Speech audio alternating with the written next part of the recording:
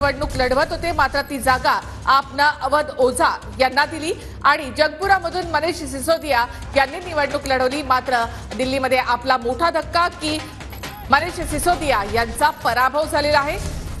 खरं तर आपला मोठा धक्काच म्हणावा लागेल। दिल्लीमध्ये आपचे मनीष सिसोदिया यांचा हा पराभव आपला याचा कसा परिणाम पुढे काळामध्ये भोगावा लागतो तेही पाहणं महत्त्वाचं असणार आहे। जगपुरा मतदारसंघातून सिसोदिया यांचा पराभव हा आपसाठी मोठा एक धक्का। सिसोदिया यांची तुरुंगवारी आणि अरविंद केजरीवाल यांची तुरुंगवारी त्यानंतर इथे दिल्लीकरांनी आपला नाकारल्याचं पाहायला मिळत आहे। जगपुरामधून सिसोदिया यांचा पराभव तर तिथे नवी दिल्लीमध्ये अरविंद केजरीवाल 9व्या फेरी अखेरीस सुद्धा पिछाडीवर आहेत।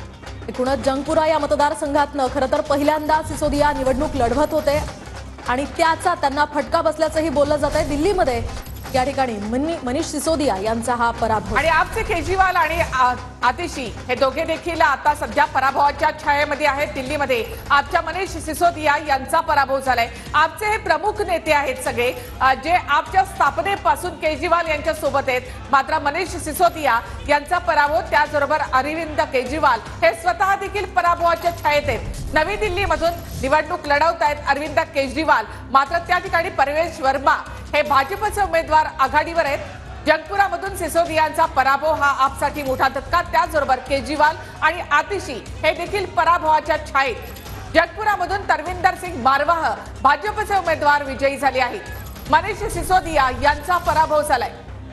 मध्यम धोरण घोटाळा या प्रकरणामध्ये तुरुंगवारी आणि हे कुठेतरी आपला नडलेलं दिसतंय आणि आप 24 जागांवर फक्त थांबली आहे। त्यामध्ये आपच्या प्रमुख नेत्यांचा पराभव मनीष सिसोदिया यांचा जगपुरामधून पराभव झालेला आहे। भाजपचे तरविंदर सिंग मारवाह विजयी झाले, तिथे आतिशी आणि केजरीवाल हे देखील पराभवाच्या छायेत आहेत। माजी मुख्यमंत्री सुद्धा या ठिकाणी पराभवाच्या छायेत आहे। त्यामुळे आपला हा मोठा धक्का खरं तर समजला जातोय।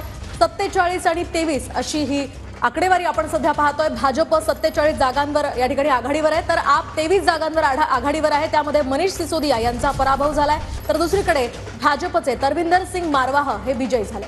तर दिल्लीमध्ये आपच्या मनीष सिसोदियांचा पराभव आपसाठी सगळ्यात मोठा धक्का असणार आहे।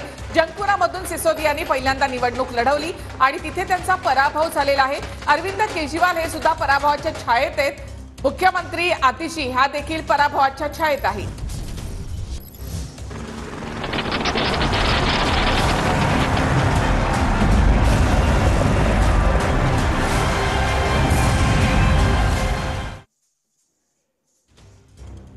अरविंद केजरीवाल सुद्धा पराभवाच्या छायेत 9व्या फेरी अखेरीस अरविंद केजरीवाल पिछाडीवर आहेत।